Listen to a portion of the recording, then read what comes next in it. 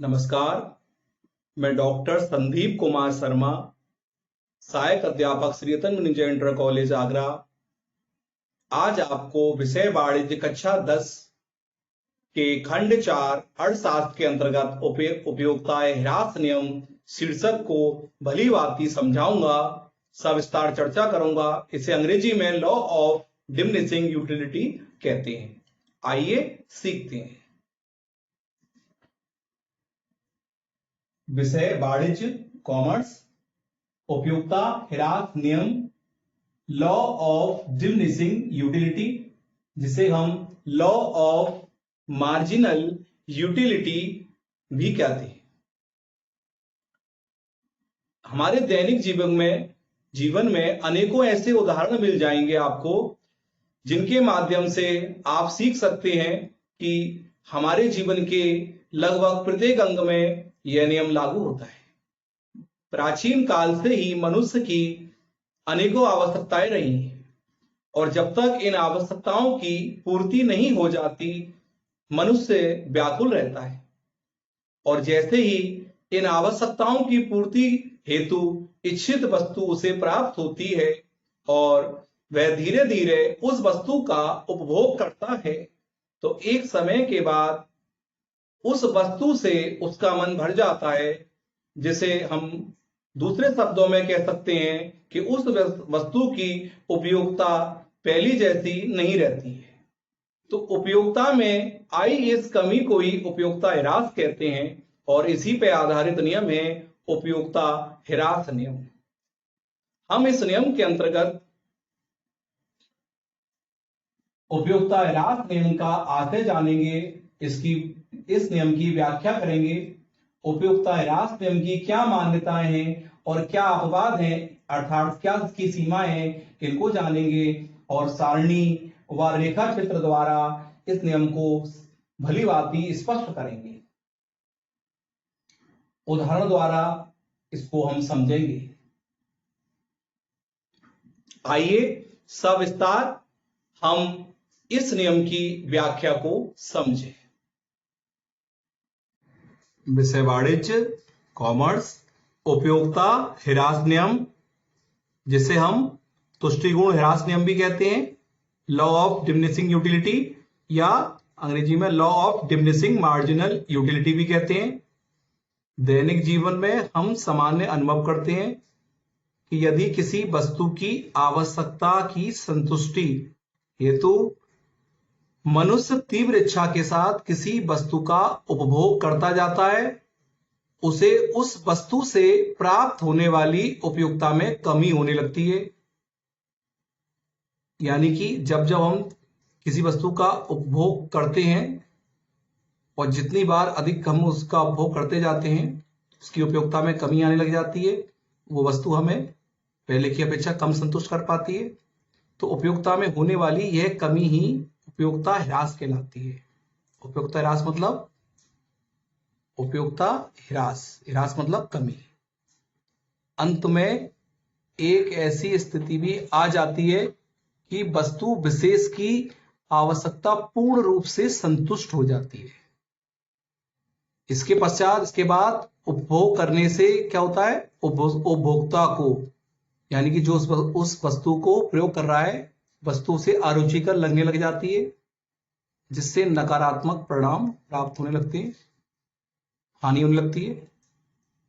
अर्थशास्त्र में यह क्रमागत उपयोगिता ह्रास नियम, या इसको हम सीमांत तुष्टिगुण ह्रास नियम या ह्रासमान तुष्टिगुण नियम कहते हैं, या ये नियम कहलाता है। अंग्रेजी में मैंने बताया आपको लॉ ऑफ डिमिनिशिंग यूटिलिटी कहा जाता है इसे, या law of diminishing marginal utility कहा जाता है। आइए इसकी एक परिभाषा महान अर्थशास्त्री प्रोफेसर मार्शल के अनुसार पढ़ते हैं, समझते हैं। प्रोफेसर मार्शल के अनुसार परिभाषा: अन्य बातें समान रहने पर। अन्य बातें समान रहने से आशय है कुछ परिस्थितियां होती हैं जो निश्चित रहनी चाहिए, जिनके बारे में हम आगे भी चर्चा करेंगे मान्यताओं में। अन्य बातें समान रहने पर किसी व्यक्ति के पास किसी वस्तु के स्टॉक की मात्रा में वृद्धि होने से जो अतिरिक्त लाभ प्राप्त होता है वह उस वस्तु की स्टॉक की मात्रा में प्रत्येक वृद्धि के साथ साथ कम होता जाता है। कहने का आशय है कि जैसे जैसे मनुष्य किसी वस्तु का उपभोग करता है वैसे ही उसकी उपयोगिता में कमी आती है। प्रोफेसर मार्शल की परिभाषा स्पष्ट रूप से नियम की व्याख्या करती है। इस प्रकार हमने जाना कि जैसे हम किसी वस्तु का उपभोग करते हैं और उपभोग करने के साथ ही वह वस्तु हमें संतुष्टि प्रदान करती है और उसकी अगली जो इकाई हम उपभोग करते हैं उससे पहले की अपेक्षा कम संतुष्टि प्राप्त होती है। इसी को हम उपयोगिता ह्रास नियम कहते हैं। आइए अब हम उदाहरण द्वारा इस नियम को समझें। मान लीजिए आपको बहुत जोर से भूख लगी है और भोजन की तलाश में आप इधर उधर घूम रहे हैं। इसी क्रम में आप होटल पहुंचते हैं। होटल पहुंचने पर आप भोजन प्रारंभ करते हैं और पहली रोटी से आपको बहुत सबसे ज्यादा उपयोगिता प्राप्त होती है, क्योंकि पहली रोटी को प्राप्त करने की खाने की आपको बहुत तीव्रता थी। इसी क्रम में जब दूसरी रोटी प्राप्त होती है तो पहले की अपेक्षा उससे कम उपयोगिता प्राप्त होगी। इसी प्रकार तीसरी, चौथी, पांचवी रोटी से आपको कम उपयोगिता प्राप्त होती जाएगी। मान लीजिए आप 6 रोटी खाते हैं तो छठवीं रोटी पे आपको पूर्ण संतुष्टि प्राप्त होगी और इससे भी अधिक अगर आप रोटी खाते हैं, भोजन करते हैं तो आपको नकारात्मक उपयोगिता प्राप्त होगी। आइए इसको हम सारणी और रेखा चित्र के माध्यम से समझें। उदाहरण सारणी। रोटी की इकाइयां प्राप्त तुष्टीकरण। तुष्टीकरण का अर्थ है उपयोगिता, यानी पहली रोटी जब हमने भोजन किया पहली रोटी का, तब हमें 25 उपयोगिता प्राप्त हुई। ये हमने मानवीय संख्या है। तब दूसरी रोटी को हम भोजन करते हैं, खाते हैं, तो हमें 20 उपयोगिता प्राप्त होगी, यानी कि पहली की रोटी की अपेक्षा हमें कम उपयोगिता प्राप्त होगी। इसी प्रकार तीसरी रोटी से 15 उपयोगिता प्राप्त हो रही है, चौथी रोटी से 10 उपयोगिता प्राप्त हो रही है, पांचवी रोटी से अब केवल 5 उपयोगिता ही प्राप्त हो रही है। चूंकि हमें 6 रोटी तक की भूख है तो छठवीं रोटी पे हमें पूर्ण संतुष्टि मिल जाएगी और उससे 0 उपयोगिता प्राप्त होगी। और इसके बाद भी हमें 7वीं रोटी भी अगर हम खाते हैं तो उससे हमें ऋणात्मक उपयोगिता प्राप्त होगी। इसका आशय यह है कि जैसे जैसे हम वस्तु का उपभोग करते गए वैसे वैसे उससे हमें कोई उपयोगिता प्राप्त होती गई। हमारी 5 रोटी तक की जो भूख थी वहां तक हमें कुछ ना कुछ उपयोगिता प्राप्त हुई। इसके ऊपर हमें भोजन लिया 6वीं रोटी तो हमें कोई उपयोगिता प्राप्त नहीं हुई, अर्थात हमारी भूख पूर्ण रूप से 5 रोटी तक ही थी, लेकिन 6वीं रोटी भी हमने खाई तो हमें उससे कोई भी उपयोगिता प्राप्त नहीं हुई। और 7वीं रोटी भोजन करने पर हमें ऋणात्मक उपयोगिता प्राप्त हो रही है। तो इससे उपयोगिता ह्रास नियम स्पष्ट होता है कि जैसे जैसे हम वस्तु का उपभोग करते जाते हैं वैसे वैसे हमें उससे प्राप्त होने वाली उपयोगिता में कमी आती जाती है। ये हम रोटी के उदाहरण से समझ सकते हैं। इसके अलावा हम व्हाइट बोर्ड पर बने रेखा चित्र के माध्यम से भी जानेंगे कि उपयोगिता ह्रास नियम क्या है।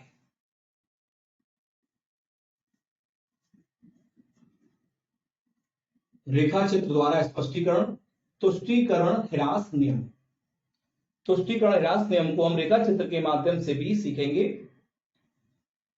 बाई अक्ष पर हमने प्राप्त तुष्टीकरण को लिया, जिसे हम उपयोगिता भी कह सकते हैं, यानी कि वस्तु के उपभोग से मिलने वाली उपयोगिता। और एक्स अक्ष पर हमने रोटियों की इकाइयों को लिया है। आप इसे कॉपी पर भी पैमाना मानकर तैयार कर सकते हैं, ग्राफ पेपर पर भी तैयार कर सकते हैं। तो मूल बिंदु से एक्स अक्ष पर जब हम पहली रोटी का सेवन करते हैं तब हमें सबसे ज्यादा 25 उपयोगिता प्राप्त हो रही है। इसी क्रम में हम जब दूसरी रोटी का सेवन कर रहे हैं तब हमें पहले की अपेक्षा कम लेकिन 20 उपयोगिता प्राप्त हो रही है। इसी क्रम में जब हम तीसरी रोटी का उपभोग कर रहे हैं तब हमें पहली और दूसरी दोनों रोटियों से कम 15 उपयोगिता प्राप्त हो रही है। चौथी रोटी पर हमें केवल 10 उपयोगिता प्राप्त हो रही है और जबकि पांचवी रोटी पर हमें अब ये उपयोगिता 5 प्राप्त हो रही है। यानी कि हमारी 5 रोटी तक की भूख थी। इसके बाद भी अगर हम सेवन करते हैं तो हमें पूर्ण संतुष्टि प्राप्त हो जाएगी, लेकिन उपयोगिता हमें ऋणात्मक प्राप्त नहीं होगी, शून्य प्राप्त होगी। इसके बाद भी अगर हम भोजन जारी रखते हैं तो अब हमें मिलने वाली उपयोगिता ऋणात्मक हो जाएगी, अर्थात -5। तब हमें रेखा चित्र में ए से बी बिंदु पूर्ण संतुष्टि को दिखाता है और ये ए से बी बिंदु हमें ये भी दर्शाता है कि जैसे जैसे हम वस्तु का रोटी का सेवन करते गए उससे प्राप्त होने वाली उपयोगिता में भी धीरे धीरे कमी आती गई। पहले 25, फिर 20, फिर 15, फिर 10, फिर 5, फिर 0 और इसके बाद भी अगर हमने भोजन करना जारी रखा तो हमें ऋणात्मक उपयोगिता प्राप्त हुई, अर्थात -5। तो इस उदाहरण से रेखा चित्र द्वारा स्पष्ट होता है कि उपयोगिता ह्रास क्या है कि जैसे जैसे हमने रोटियों की इकाइयों का सेवन की संख्या बढ़ाई वैसे वैसे हमें प्राप्त होने वाली उपयोगिता में कमी पाई। इस प्रकार हमने सारणी और रेखा चित्र से पूर्णतः यह समझने का प्रयास किया कि उपयोगिता ह्रास नियम में किस प्रकार से वस्तु का निरंतर उपभोग करने से उससे प्राप्त होने वाली उपयोगिता में धीरे धीरे कमी आती जाती है। आइए अब हम इस नियम की मान्यताओं को और इस नियम की अपवाद जिन्हें हम सीमा कहते हैं उनके बारे में समझें। अब हम आपको उपयोगिता ह्रास नियम की मान्यताओं के बारे में बताते हैं। उपयोगिता ह्रास नियम की मान्यताएं या शर्तें। उपयोगिता ह्रास नियम की मान्यता सर्वव्यापी है, परंतु अर्थशास्त्र में दूसरे नियमों की भांति यह नियम भी अटल और निश्चित नहीं है। इसी कारण इस नियम की परिभाषा के साथ ये शब्द भी लगाए जाते हैं, अन्य बातें समान रहें। इससे पहले मैंने आपको प्रोफेसर मार्शल के अनुसार परिभाषा में भी ये शब्द समझाए थे, अर्थात परिस्थिति का पूर्ववत रहना अति आवश्यक है। इस नियम की मान्यताएं इस प्रकार हैं। पहली मान्यता, वस्तु की समस्त इकाइयों की मात्रा एवं गुणों में समानता हो। इस नियम के लागू होने के लिए यह आवश्यक है कि उपभोग में प्रयोग होने वाली प्रत्येक इकाई की मात्रा एवं गुणों में एक समानता हो। उदाहरण के लिए यदि किसी व्यक्ति को प्यास लगी है तो उसे एक गिलास सादा पानी पीने को दिया जाए, इसके पश्चात दूसरा गिलास बर्फ के पानी का दिया जाए, तो ऐसी स्थिति में दूसरे गिलास के पानी के गुण में परिवर्तन हो जाएगा। दूसरे गिलास की उपयोगिता पहले गिलास से अधिक होगी। इस कारण यह नियम लागू नहीं होगा। जहां तक मात्रा का प्रश्न है, यदि नहाने के लिए 1 लोटा पानी दिया जाए तो उससे आदमी नहा नहीं सकेगा और नहाने के कार्य को पूरा करने के लिए दूसरे और तीसरे लोटे की उपयोगिता अधिक होगी। इसी प्रकार दूसरा नियम, उपभोग के समय में अंतर ना हो, अर्थात वस्तु का उपभोग निरंतर हो। उपभोक्ता के लिए उपभोग के समय में अंतर नहीं होना चाहिए। मान लीजिए आप दूध का गिलास सुबह पी लेते हैं और दूसरा गिलास रात को पीने के लिए मिलता है। ऐसी स्थिति में उपभोग के समय में अंतर होने के कारण दूसरे गिलास से अधिक उपयोगिता प्राप्त हो सकेगी। ऐसी दशा में नियम का कोई प्रभाव नहीं होगा। इसी प्रकार तीसरा नियम, उपभोक्ता की मानसिक स्थिति में कोई परिवर्तन नहीं हो या नहीं होना चाहिए। इस नियम के लागू होने के लिए यह आवश्यक है कि उपभोक्ता की मानसिक दशा समान रहनी चाहिए। उदाहरण के लिए, यदि कोई व्यक्ति भोजन कर रहा है, वह 1 अथवा 2 रोटी खा लेने के बाद भांग खा लेता है, इससे उसकी मानसिक दशा बदल जाती है और भूख में तीव्रता आ जाती है, जिससे तीसरी रोटी की उपयोगिता और बढ़ जाती है। ऐसी स्थिति में इस नियम का पालन नहीं हो सकता। अतः उपभोक्ता की मानसिक स्थिति में परिवर्तन नहीं होना चाहिए। चौथा नियम, वस्तु की इकाइयों का परिमाण समान होना चाहिए। वस्तु की इकाइयों का परिमाण समान होने से आशय है कि उपभोग की जाने वाली वस्तु की प्रत्येक इकाई का आकार एक समान होना चाहिए। उदाहरण, यदि किसी व्यक्ति को दिए जाने वाले पहले केले का वजन 10 ग्राम और दूसरे केले का वजन 20 ग्राम है, तो केले का परिमाण बदल जाने के कारण दूसरे केले से व्यक्ति को अधिक उपयोगिता प्राप्त होगी। इस स्थिति में यह नियम लागू नहीं होगा। पांचवी मान्यता, उपभोक्ता की रुचि, आदत, स्वभाव, फैशन व आय आदि में परिवर्तन नहीं होना चाहिए। अर्थात उपभोक्ता की रुचि, आदत, स्वभाव, फैशन व आय में से एक भी तत्व में परिवर्तन हो जाने पर उपयोगिता प्रभावित होती है। उदाहरण, यदि कोई व्यक्ति कॉफी नहीं पीता तो उसके लिए इसमें उपयोगिता 0 के बराबर होगी, परंतु यदि उसे कॉफी पीने की आदत पड़ जाए तो इसमें उसे अधिक तुष्टि गुण का अनुभव होने लगेगा। तुष्टि गुण का मतलब उपयोगिता। इसी प्रकार फैशन की वस्तु आ जाने तथा उपभोक्ता की आय बढ़ जाने पर उसकी उपयोगिता भी बढ़ जाएगी। अतः इस स्थिति में भी यह नियम लागू नहीं होगा। स्थानापन्न वस्तुओं के मूल्य अपरिवर्तित रहने चाहिए। स्थानापन्न का आशय होता है जहां एक की कमी दूसरा पूरी कर सकता हो।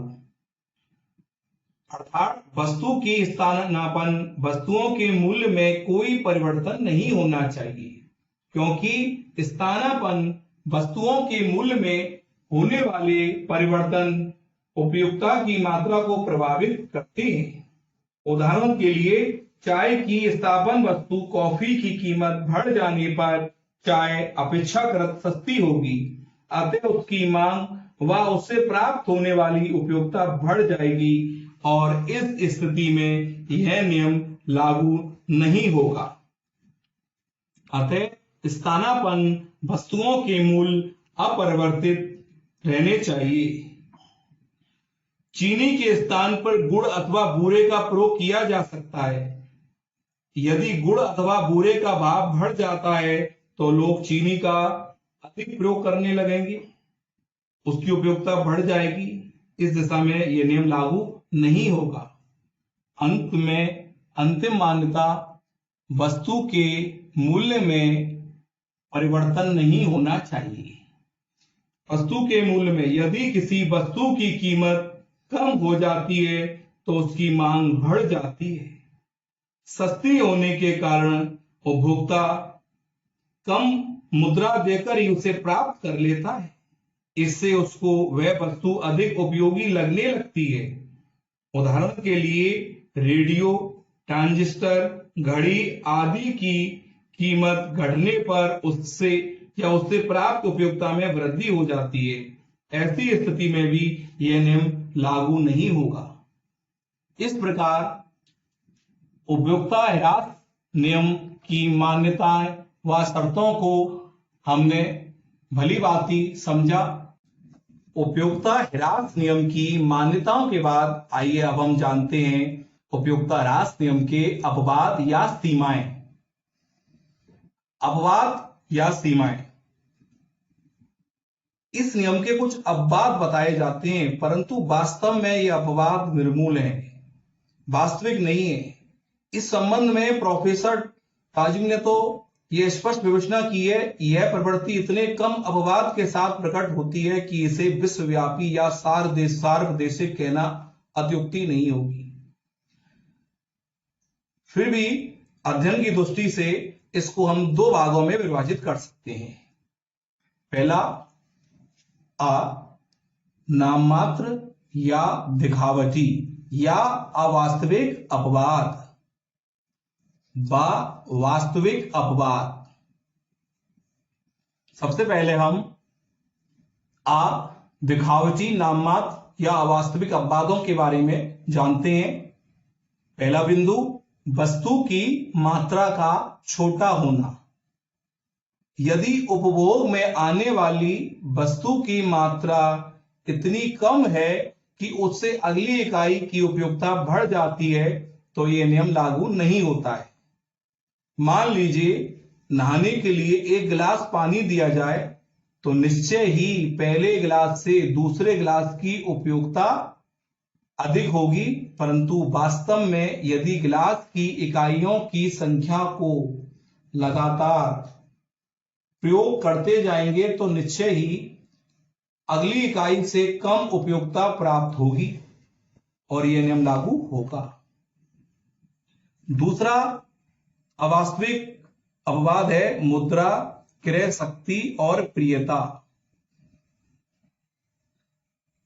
या इसे हम प्रदर्शन प्रियता भी कह सकते हैं। एक कंजूस व्यक्ति को मुद्रा बहुत प्रिय होती है, उसे आप जितनी अधिक मुद्रा देते जाएंगे वह उसे इकट्ठा करता जाएगा और प्रत्येक आगे आने वाली मुद्रा के लिए उसकी उपयोगिता कम नहीं होती है। परंतु यह अपवाद भी ठीक नहीं है, क्योंकि एक कंजूस असाधारण व्यक्ति माना जाता है। दूसरे संसार में धन ही मुख्य चीज नहीं होती। यदि किसी मनुष्य को केवल धन ही देते जाएं और चीजों का उस पर अभाव हो जाए तो ऐसे धन से परेशान हो जाता है और उस स्थिति में यह नियम फिर लागू हो जाता है। तीसरा अपवाद, प्रतिकूल मानसिक अवस्था। ऐसे व्यक्तियों के लिए प्रत्येक अगली इकाई की अधिक उपयोगिता होती है।